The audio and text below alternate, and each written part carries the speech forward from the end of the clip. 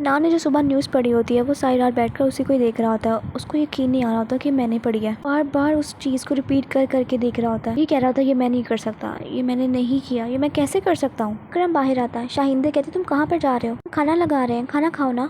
मैं बाहर जा रहा हूँ। बाहर नहीं जा सकते हो, अभी कल ही तो तुम हॉस्पिटल से वापस आए हो। डॉक्टर ने तुम्हें मना किया, उसने तुम्हें रेस्ट करने को कहा है। मैं बाहर किसी ज़रूरी काम से जा रहा हूँ, तुम्हें समझ नहीं आता? मुझे रोकने की ज़रूरत नहीं है, मैं जा रहा हूँ। अकरम के जाने के बाद ताहिर उठकर बाहर आता, अपनी माँ से पूछता आखिर सब कुछ चल क्या रहा है। यानी पहले डैड हार्ट अटैक हो गया, वो हॉस्पिटल में पहुंच गए। हॉस्पिटल में वो नींद में चीखना चिल्लाना शुरू कर दिया, उन्होंने उसको पसीने आना शुरू हो गए। अब जब से उन्होंने न्यूज़ देखी है वो केनान ओस्तुर की, वो तब से अजीब बिहेव कर रहे हैं। आखिर आप मुझसे कुछ छुपा रही है मॉम, आप कुछ जानती है ना? अगर आप कुछ जानती है तो मुझे चुपचाप बता दें। अरे बेटा मैं तुम्हें बता तो रही हूँ, ऐसा कोई बात नहीं है, तुम कुछ ज़्यादा ही सोच रहे हो। ऐसी कोई बात होती तो मैं तुम्हें बताना देती। मुझसे झूठ मत बोले अम्मी, मैं कोई बच्चा नहीं हूँ। छोड़े आप, मैं खुद ही पता लगा लूँगा। अकरम ड्राइव कर रहा होता, उसको लैला की कॉल आती है। लैला फ़ोन उठाती ही कहती है आप कहीं बाहर निकले हुए? मैं कैसे पता लगा? जरूर तुम्हारी माँ ने तुम्हें भी रिपोर्ट दे दी होगी। नहीं तो मेरी तो अम्मी से कोई बात नहीं हुई। की आवाज़ मुझे ऐसे आ रही जैसे आप बहुत दूर बैठे हो, इसलिए मुझे पता लग गया। कभी कभार मैं भूल जाता हूँ कि मेरी बेटी एक प्रोसिक्यूटर है। डैड आपको अपना ख्याल रखना चाहिए, अभी आप कल ही तो हॉस्पिटल से वापस आए। बेटा थोड़ी ताज़ी हवा खाने के लिए निकला हूँ, थोड़ी देर में घर वापस चला जाऊँगा। मेरे लिए परेशान मत हो, अपना ख्याल रखो बस। ठीक है डैड, चलिए अपना ख्याल रखें, आऊँगी आपसे मिलने दोबारा।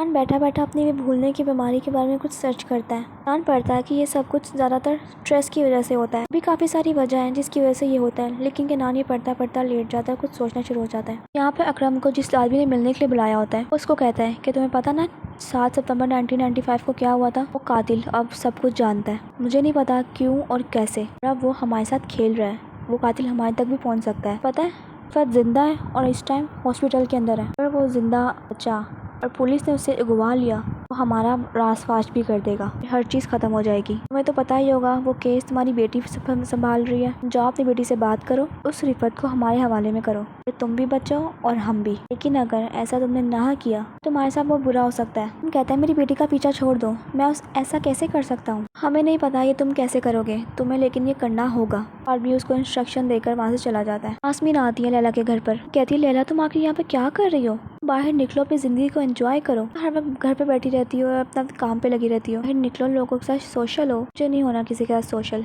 तो जब से तुर्की आई हूँ वापस तो काम ही खत्म नहीं हो रहे, साथ ही ये कातिल का केस मिल गया मुझे। वैसे ये केनान के बारे में तो बताओ, जैसे तुम मुझे बता रही हो वैसे तो ये मुझे बिल्कुल भी नहीं लगता। हो सकता है वो तुम्हें पसंद करता है और तुम्हारे साथ एक अच्छा मोमेंट बनाने की कोशिश कर रहा हो कि तुम उसको गलत समझ गई। यास्मीन बस करो, मुझे तुमसे कुछ नहीं सुनना, ये फजूल बातें बंद करो अपनी। चुप करके नाश्ता करो और चुप करके मेरे साथ काम कराओ, बहुत सारा काम करने वाला है यहाँ पर। आ ही गई हो ना, मेरी हेल्प करा कर जाना। मुराद केनान के घर पर आता है। केनान उससे कहता है तुम यहाँ पर क्या करने आए हो? तुम्हें देखने आए हो, तुम्हें चेक करने आए कि तुम ठीक, तुम लोग मेरे पीछे क्यों पड़ गए? मैं बिल्कुल ठीक हूँ। कोई मुझसे एक ही सवाल किया जा रहा है कि मैं ठीक हूँ कि नहीं, मैं ठीक हूँ कि नहीं, मैं ठीक हूँ कि नहीं। पक गया तुम लोग के सवाल सुन सुनकर। ब्रेकफास्ट के टेबल पे हिंदी सबका इंतजार कर रही होती है। पूरे आती है, वो उससे पूछती है कि ताहिर किधर है अम्मी? मुझे क्या पता, वो अपने रूम में नहीं है। नहीं अम्मी, तभी तो मैं आपके पास आई हूँ, पता नहीं सुबह से वो कहाँ चला गया, फोन भी नहीं उठा रहा मेरा। तुम टेंशन मत लो, आ जाएगा वापस। यहाँ पर वो खान के साथ होता है। खान उसको अपनी नई जगह दिखा रहा होता है। वो खान ताहिर के साथ मिलकर कोई काम करना शुरू करता है, यानी वो उसको भी अपने माफिया के टाइप वाले काम में शामिल कर रहा है। ताहिर भी उसके साथ मिल जाता है। खान उसको गिफ्ट के तौर पे गन भी देता है, जिसको देखकर ताहिर बड़ा खुश हो जाता है। तुम्हें एक दफ़ा बैठ कर उससे बात करनी चाहिए थी। नहीं लगता कि केनान ऐसा इंसान है।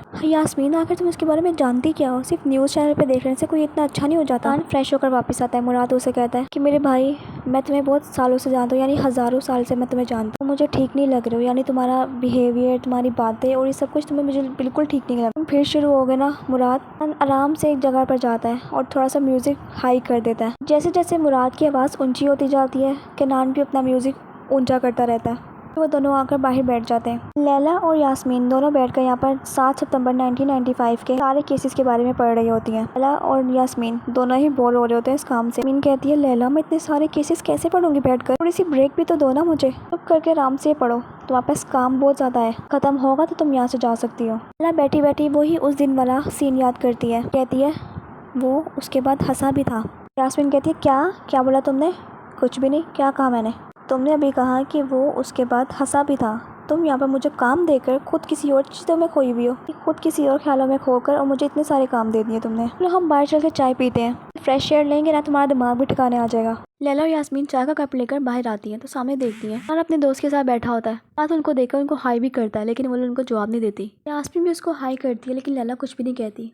रात कहता है ये तो तुमसे अभी तक गुस्सा है और जाके तुम्हें उससे बात करनी चाहिए, ये बहुत खूबसूरत लड़की है, तुम्हें इसको ऐसे नहीं छोड़ना चाहिए। कान कहता है नहीं मुझे कहीं नहीं जाना, जाहिर है मुझसे नाराज है। देखो जरा वो दोनों हमारे बारे में बातें कर रहे हैं, साफ पता चल रहा है लैला, करने दो, हमें ऐसे क्या फर्क पड़ता है, हम यहाँ पर सिर्फ चाय पीने आया और फिर बाहर में अंदर चले जाएंगे, उनको जो करना है करने दो। इनको जरा याद नहीं होता कि मोबाइल के साथ स्पीकर कनेक्ट होता है और अपने मोबाइल में वो न्यूज़ लगाता है जो उसने कल पढ़ी होती है मैनिफेस्टो वाली, वो ऊंची आवाज में चलती है। लैला को शदीद गुस्सा आता है जैसे वो उसको चढ़ा रहा हो। किनान को रियलाइज होता है ओ ये तो उसके साथ कनेक्ट है स्पीकर के साथ, इसने जान के किया, ये मुझे चिढ़ा रहा है क्या, ये तुमने जान कर किया ना, अभी क्या करने की कोशिश कर रहे हो तुम, मुझे चुराना चाह रहे हो, क्या दिखाना क्या चाहते हो तुम मुझे, मना करने के बावजूद भी तुमने वो न्यूज़ पढ़ी के बाद अब तुम यहाँ बैठ के मुझे चिढ़ा रहे हो। ऐसी कोई बात नहीं लैला, मैं ऐसा क्यों करूँगा, वो सिर्फ एक गलती से हुआ है, तुमसे बहुत ज़्यादा गलतियाँ नहीं होने लग गई किनान, मैंने जो कुछ भी किया वो मेरी ड्यूटी थी, मुझे वो करना ही था, कोई मुझे अपनी ड्यूटी पूरी करने से नहीं रोक सकता है। सॉरी मैडम प्रोसिक्यूटर, मैं अपने चैनल की तरफ से आपसे माफ़ी चाहता हूँ। अल्लाह के नाम पे गुस्सा करके वहाँ से निकलती है। बात कहता है यार क्या हो गया, मैं माफ़ी मांग रहा हूँ, जाओ से जाके बात। अल्लाह अंदर जाती है, किनाल उसके पीछे जाता है, कहता है लैला लैला देखो मुझे तुमसे माफ़ी मांगनी है, लैला मेरी बात तो सुनो, देखो जो मैंने उस दिन किया यानी जो मैनिफेस्टो मैंने पढ़ा, मैं तुमसे उसके लिए माफ़ी चाहता हूँ, मुझे पता है वो मुझे नहीं पढ़ना चाहिए था लेकिन वो मेरी ड्यूटी है, मैं क्या करता, मुझे करना पड़ा। तो अब तुम मुझसे इसकी माफ़ी मांग रहे हो और किस किस चीज़ की तुम मुझसे माफ़ी मांगोगे। देखो मुझे जो पता है मैंने सिर्फ उसकी तुमसे माफ़ी मांगी है, मुझे वो नहीं करना चाहिए था, ना तुम पे ऐसे चीखना चाहिए था, लेकिन मैं थोड़ा आजकल डिस्टर्ब हूँ, अगर मैं कहूँ कि वो मैं नहीं था या मैंने वो नहीं किया तो मेरी बातें तुम यकीन नहीं करोगे। हाँ बिल्कुल मैं नहीं करूँगी क्योंकि वो तुमने ही पढ़ी है। लैला मैं तुमसे माफ़ी मांग रहा हूँ ना, मेरी बात सुन लो प्लीज़ लैला, तुम मुझसे उस दिन की माफ़ी मांग लो, लेकिन मुझे तुमने उसके बाद किया था उसकी माफ़ी, उसके बाद मैंने क्या किया था। देखो लैला मैं सच्ची कह रहा हूँ, मुझे कुछ पता नहीं है, यानी मैं जो तुमसे माफ़ी मांग रहा हूँ प्लीज़ उसको एक्सेप्ट कर लो, लेकिन उसके बाद की माफ़ी क्यों नहीं मांग रही तुम। लैला मुझे बताओ तो सही मैंने आखिर क्या किया है, नहीं और कौन सी गलती मुझसे हुई है, तुम मुझे बताओ। तुमने वहाँ चैनल पे मेरे साथ क्या किया था बिना मेरे कंसर्न के, तो मुझे किस किया था और तुमने ये किया और तुमने कैसे किया। को लैला तुम इतनी खूबसूरत हो, मैं क्या करता, मैं खुद को रोक नहीं पाया, फिर भी मुझे माफ़ कर दो, मुझे ऐसा नहीं करना चाहिए था। के नानों से सॉरी करता लैला ईजी हो जाती है। नान जाते जाते उससे कहता है तुम हमारे साथ आके बैठोगी तो अच्छा लगेगा, यानी उनके दिमाग में पता नहीं क्या क्या अजीब जी बातें चल रही होंगी हम दोनों को लेकर। कहती है अच्छा तुम जाओ मैं आती हूँ, को देखता है, कहती है मैं अपना फ़ोन लेकर आती हूँ, तुम जाओ मैं आती हूँ। नान के जाने के बाद लैला इंस्पेक्टर रफीक को कॉल करती है, उससे कहती है प्लान के मुताबिक ठीक 15 मिनट बाद मुझे कॉल करना, कुछ वैसा ही होगा जैसा हमने प्लान किया था। ना वो मुराद बैठकर इन लोगों के साथ गप्पे मार रहा होता, बहुत ही कोई फजूल और चुस्त बातें कर रहा होता मुराद के साथ। यास्मीन उसे बताती है कि वो डाइवोर्स अटॉर्नी है।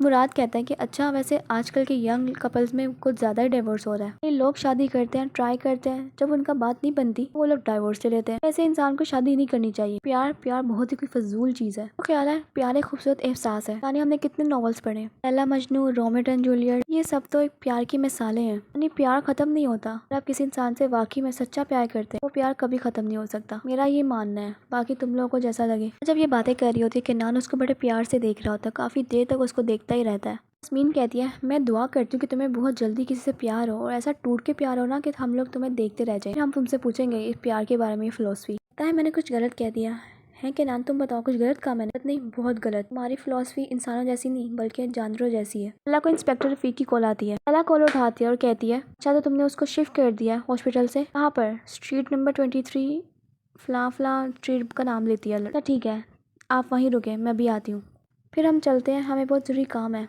और हाँ कॉफ़ी के लिए शुक्रिया, तुम्हारा यहाँ आने के लिए शुक्रिया, के नान कहता है। वह दोनों वहाँ से चले जाती हैं। नान उसको बड़ी हसरत बड़ी निगाहों से देख रहा होता है, ये कैसा आदमी था, ये इंसान ही बल्कि एक भालू था, नान कैसे इंसान के साथ रहता है, वो कौन सा उससे कोई कम है, सारे मर्द एक जैसे ही होते हैं। अच्छा दोस्त मैं चलता हूँ, तुम अपना ख्याल रखना। तुम क्या हो, तुमने वहाँ पर ऐसे काम किया कैसे, मैं कैसे पता, मुझे यास्मीन ने बताया। चलो इस बात को छोड़ो, मैं जा रहा हूँ, नुकीर की बहुत सारी कॉल आ चुकी है मुझे, अपना ख्याल रखना ठीक है ना। बात के जाते ही केनान का दिमाग ख़राब होना शुरू हो जाता है, उसको अपने दिमाग में वही सारी बातें घूम रही होती हैं, वो मैनिफेस्टो, वो लैला की बातें जो लैला ने उससे की हैं, उसको एक भी बात याद नहीं होती, एक भी बात। ऐसा लगता है जैसे उसके दिमाग से किसी ने मेमोरी इरेज कर दी। केनान हंसता है, दिमाग में जोर डालता है, फिर दिखाते हैं कि एकदम उसके दिमाग में रिंगटोन बजने लग जाती है। केनान हंसता है, उसके दिमाग में फिर से वही मैनिफेस्टो वाली न्यूज़ आना शुरू हो जाती है। फिर दिखाते हैं कि एकदम से उसके दिमाग में वो दुआन की परछाई आती है, फिर दुआन सीन में एंटर हो चुका है। वो फ़ोन उठाता है, इद्रीस कहता है सर आपकी गाड़ी थी। इद्रीस मैं हूँ दुआन। वो आदमी को हॉस्पिटल से निकाल के बल्कि कहीं और लेकर चले गए, स्ट्रीट का नाम लेता है उसको, वहाँ पर जाना होगा इससे पहले कि वो पुलिस के सामने और कुछ बके। तैयार होना इद्रीस। दुआन इद्रीस को वो ड्रेस बताता है जो लैला ने बोला होता है और फिर उससे दोबारा पूछता है इद्रीस तुम तैयार हो, जरूरी कहा। इद्रीस कहता है हाँ मैं हमेशा ही तैयार रहता हूँ। इतने में ही थर्ड एपिसोड का सेकेंड पार्ट खत्म होता है। ओके फिर मिलते हैं नेक्स्ट एपिसोड।